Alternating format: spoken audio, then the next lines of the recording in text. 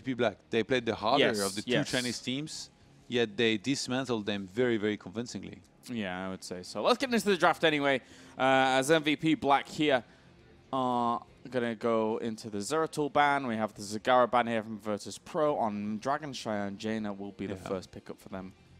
Yeah, interesting. So far, you know, everything's pretty standard. MVP.Black, man, do you see how fast they picked? Kael'thas and Uther don't even need any of the extra time pool. They probably think it's not even available, you know. Just get on with it. Yeah. They made a very, very quick decision here.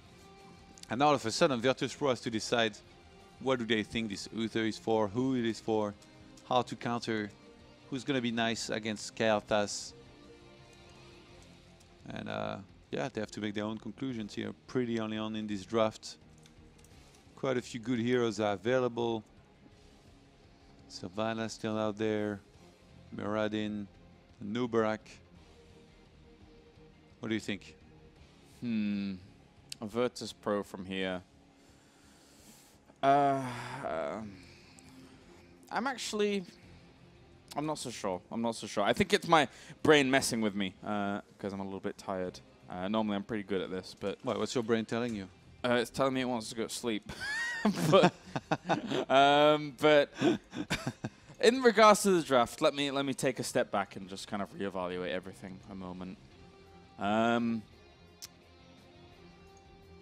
Uther and Kael'thas. Oh, Johanna, of course. Johanna and maybe go into an Abathur.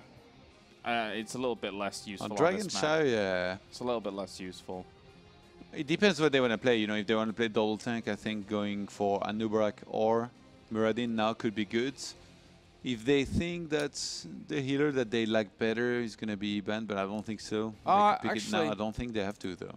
Yeah, they don't have to technically. The thing is that Sefka can play a lot of healers really well in this new patch. Even Brightwing. Like, even Brightwing for him is not a bad pickup in this current meta, I feel. I think he's really, really good at it, but despite it not being as amazing as before. But I would say a healer is important regardless of that sentence. And maybe Rhaegar.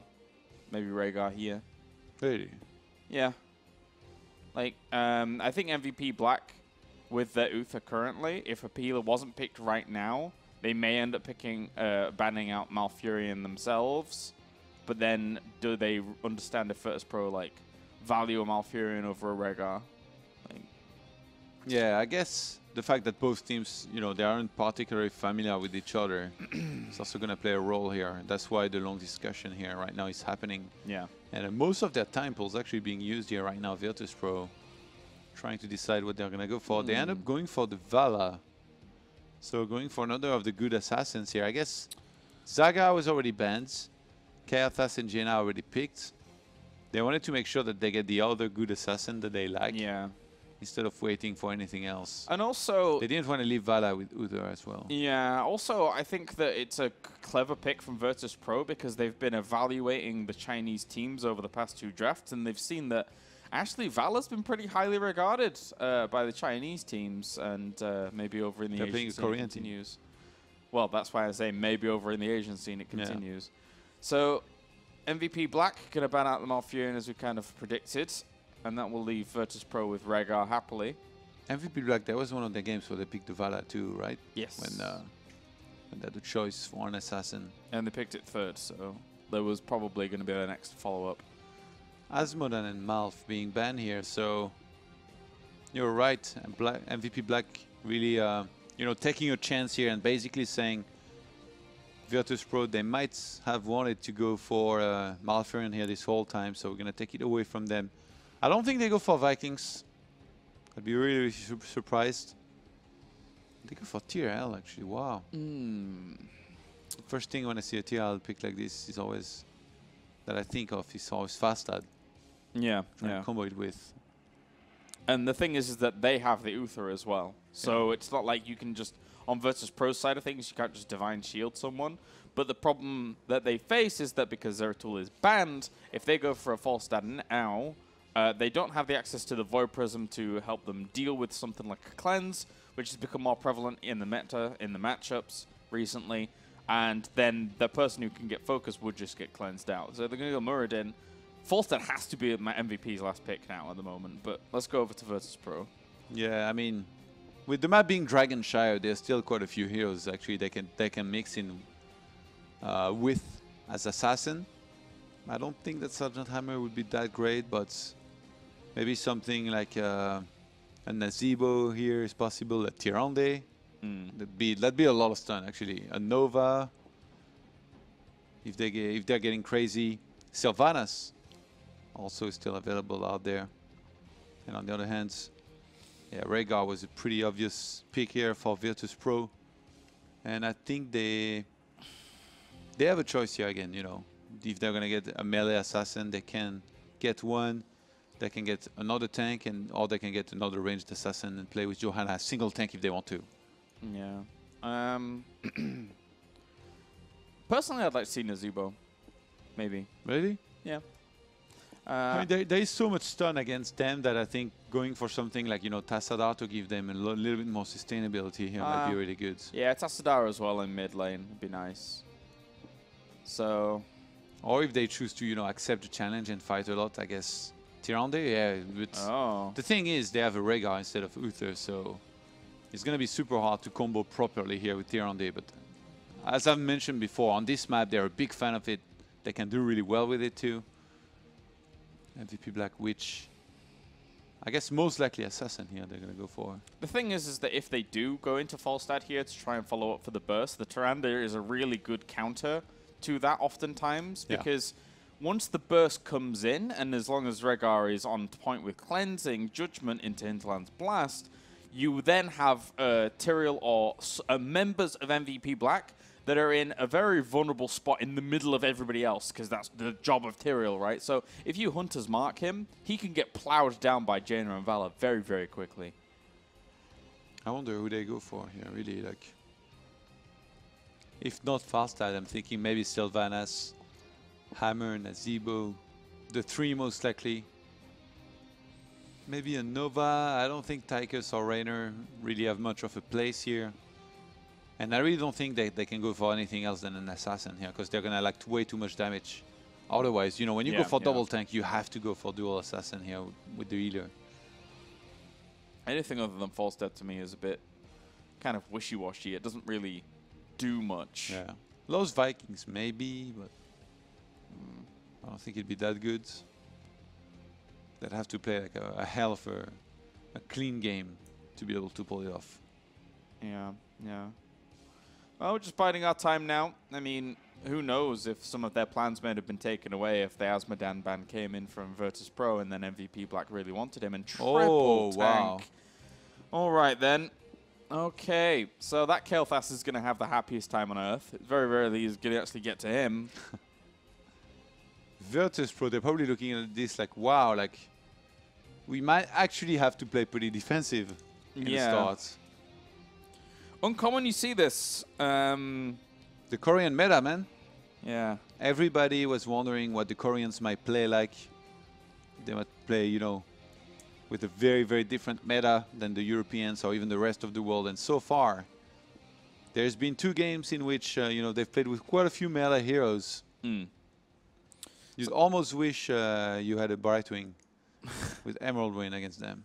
So the thing is that we technically have seen 3 tank setups in the past a lot from the Asian scene, and they did do quite well. Things like we saw them a lot on smaller maps, like Haunted Mines, for example, which did work out well. Also, Gamers 2 here in the European scene have run 3 tank setups in the past on this map, but they had an Azmodan to back things up, which, when you've got a 3 tank setup and the Azmodan farming so well, yeah, it makes a lot of sense. Works really well. This is the poor man's version of that. This is the 3 tanks protecting a Kael'thas compared to an Azmodan. And I really think they're going to lack damage. Like, they're going to have to have some incredible momentum here in this game and, you know, kind of snowball out of control, because if they don't, it's going to be really hard with a composition like this to actually, you know, properly make stuff happen for the fights to go well for them. It's like the longer the game goes on, as much as, like, everyone for the longest time was fearful of Kael'thas. It's like, oh, once he hits 16, that power spike, that is going to kill everybody. It doesn't really work out when it's only him who's actually doing it, right? If it's him backed up by more damage, then great. But I feel like it's probably a little bit of an awkward position here too for Virtus.pro, because it really feels like they have to play fairly defensive for the most part, especially early on, because otherwise, they're going to start dying all over the place. That Tyrande, it's almost as if, she's going to be the Guardian, kind of sitting behind, waiting until somebody engages to finally launch a stun into Hunter's Mark. So, not sure if they have the discipline to actually do that, like, they are so used, Virtus.pro, of being the aggressor. And the problem is that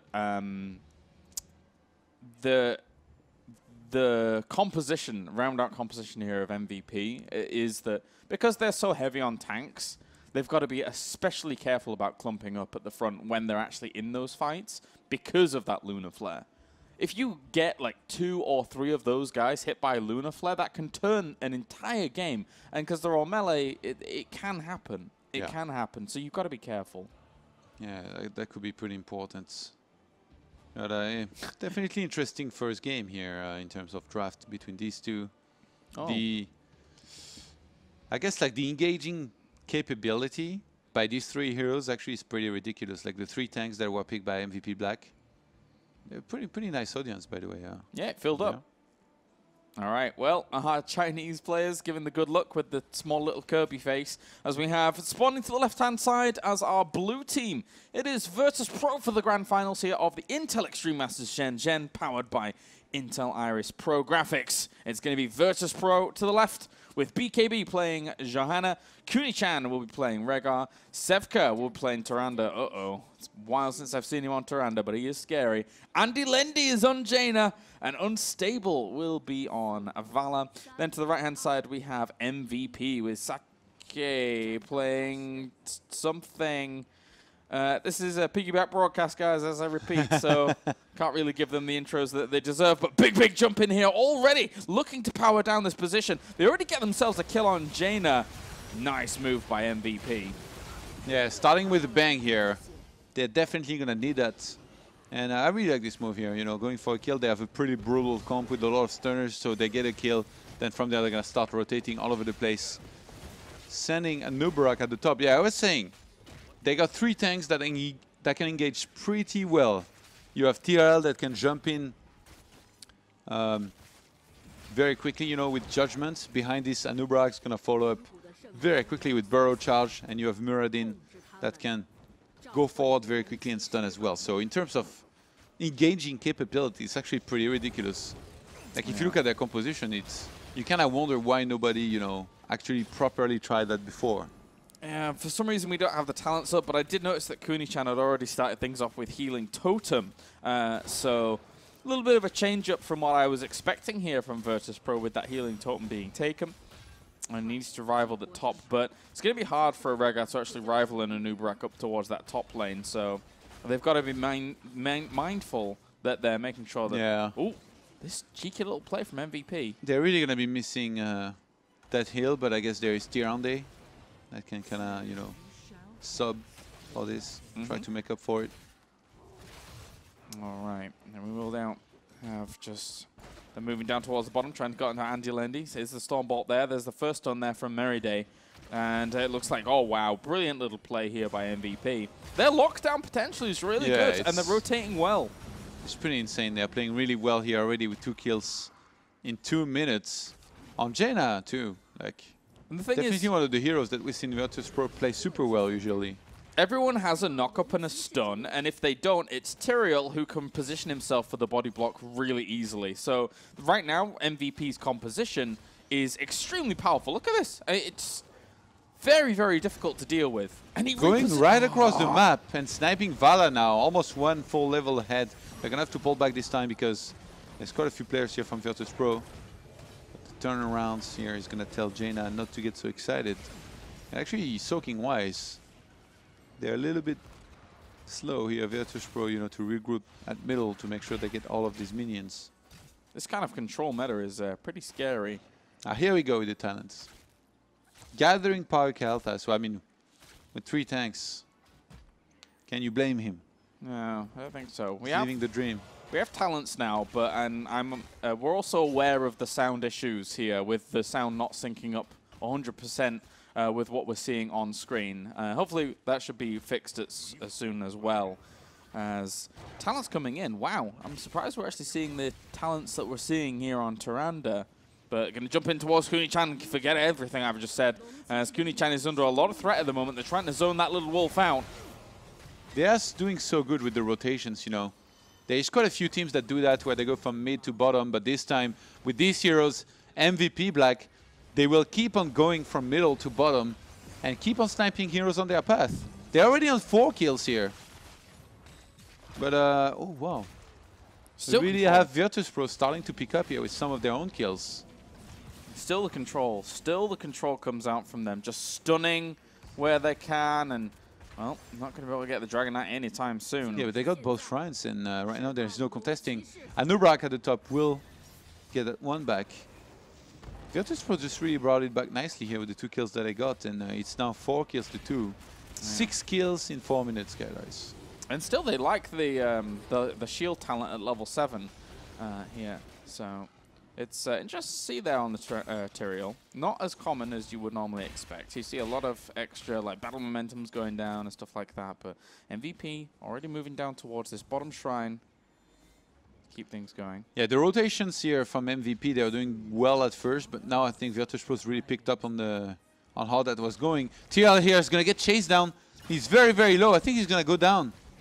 And that actually could become, I think, a Drake.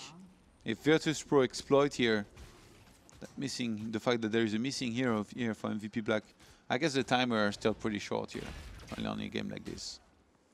Well, just pushing on down towards the bottom as well here, as trying to clean up the waves as well. It's not really getting much accomplished, but they have been able to push MVP all the way back here with this 4-man rotation. Yeah, so Virtus.pro really back in the full swing of things here.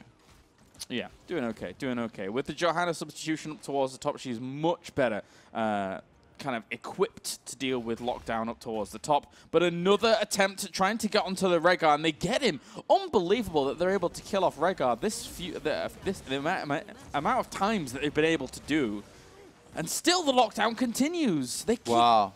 Oh my god, these pursuits. Yeah, I mean, like every time you find yourself in a situation where you're rotating from bottom to mids, here as Virtus.pro, you just get caught. And then there's a never-ending amount of stun taking you down.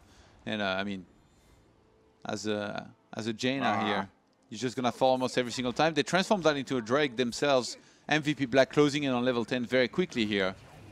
You should have taken the Pierce now, mate, because that would have helped out quite a bit. But I think Virtus.pro against this comp, like I said, they have to play defensive. They tried to play way too aggressive. They didn't have the discipline to just kind of sit back, say, well, we're going to wait until at least level 10. Just use some AL and there to see how you're positioned.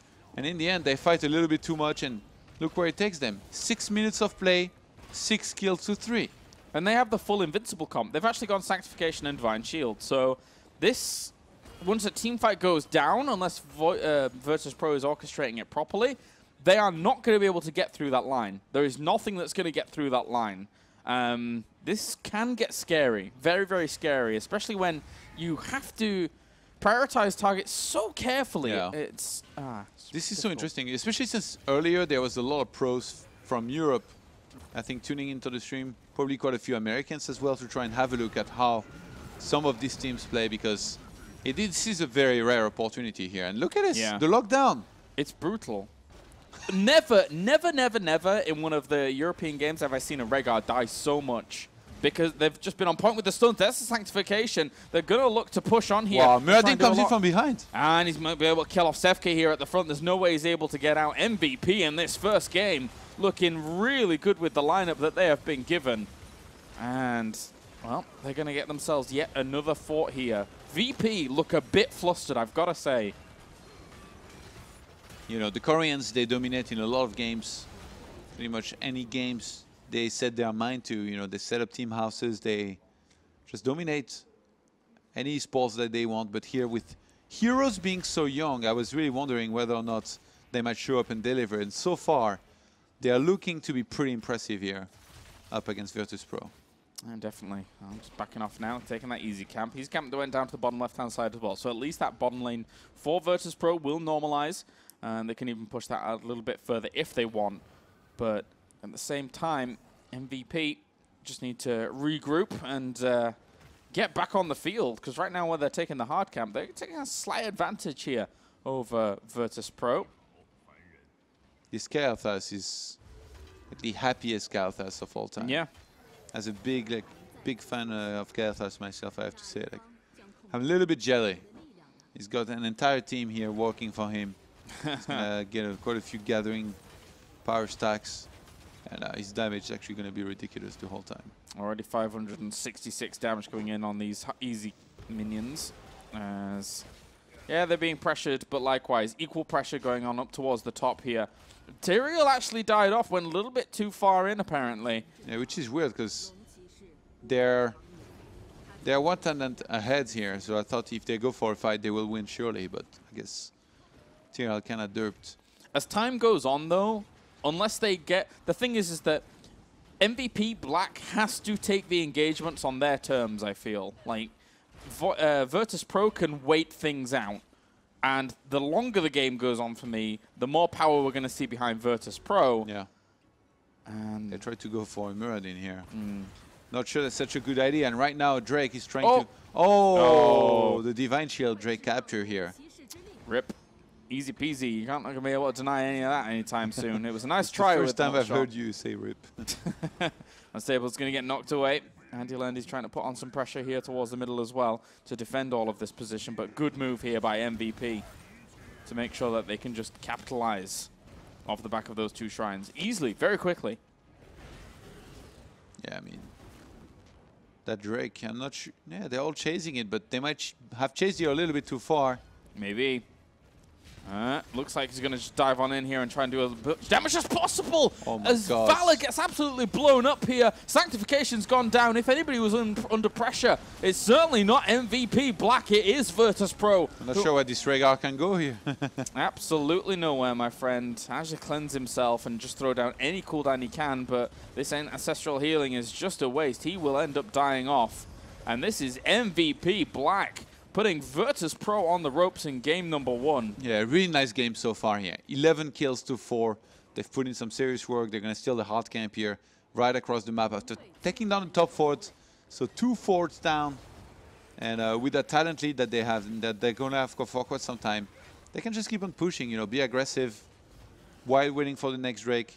Not overly committing, in terms of aggression. They don't have to dive or anything like that, but definitely looking to try and exploit their leads any way they can. And we'll just see them try and clean up what they can up towards the top. It's Flamethrower, Ignite coming in with double Blood for Bloods, Benediction, and finally, one would assume Stone Form, but we have seen the mix-up here a little bit today with Imposing Presence even being mixed into the build. It's really hard for Virtus.pro to, not just engage, but even get engaged properly for them to, for it to go well. Like, if MVP.Black, they do their job and they engage properly, it almost seems as if they're going to be able to get kills every single time. Yep, difficult to really chew through that triple tank lineup at the front, because the thing is that Tyrael and Anubarak, yeah, they're tanks, yeah, they're warriors, but they still do a lot of damage. Whoa. Nice pickup, though, able to get themselves one. It's at the trade of a fort, but at least they get a 5v4 situation for at least 40 seconds now. Anubarak here, not being careful enough. Actually, they're going to try to force a fight here, being 5 against 4. Unstable is actually getting the ancestral healing. Hit him, that's so much damage. Able to push on through here from Team MVP. And they will be able to take down 2 members, Valor as well as Sevka, on the Tyrande very, very quickly. They are not afraid. They are not backing out. That's crazy. Wow. Like, they killed someone before the fight even began. They went for it, and then they get smacked down like this. Like, I didn't think that even being, one talent behind, I didn't think this will go this bad here for Virtus.pro. They are dying so fast in all these fights. There's just too much lockdown for them. And just backing on off, taking these shrines, taking themselves an easy Dragon Knight. This could be game if Virtus.pro don't do something at this point. I mean, yeah, you're 3 levels down. It's very difficult to recover from this position anyway. But with Dragon Knight here, it's going to almost easily be a keep, unless they can really deny that. This Anubarak, he knows, man. Flying carpet. Flying carpet. Fly right in there. And we'll see that wall now under pressure. Level 16s at least have hit here for Virtus.pro, and they are actually working towards that Dragon Knight pretty easily. So they've been able to do a lot of damage to it, regroup, reform, and hold on strong here in front of just this keep with it sustaining all of its health. I really like that Anubarak split from the group to try and soak, but he almost got caught here for it. He's gonna escape though. He actually used quite a bit on that. Rain of Vengeance is now down. Likewise, Water Elemental. Yeah. So there is still a lot. This lockdown guy is pretty good. Yeah. He's able to distract very, very well. BKB's in the thick of things, though. They're going to try and drop the stuns onto him. Do some damage there. Here comes the Sanctification. They're all invincible. It's not really easy to deal with at all. And they still haven't used the Divine Shield. They didn't need to use the Divine Shield. Jaina has gone. So has Valor. MVP here is putting VP in a very, very devastating situation. As Rayo's trying to run on away. Lockdown gets the Burrow Charge over to the other side. Can he get an Impale to lock down anybody else? It looks like Tyrande will end up falling. BKB comes out of the gate swinging with his hammer, but it's not going to be enough. MVP, game number 1 goes to them in this best of 3. And this triple warrior composition completely blindsiding Virtus.pro. They gained no traction in this game. They clearly underestimated it. They thought that they could do rotations between mid and bottom, and guess what? They couldn't. Because they got punished every single time, death after death. A very convincing game here by the Korean team.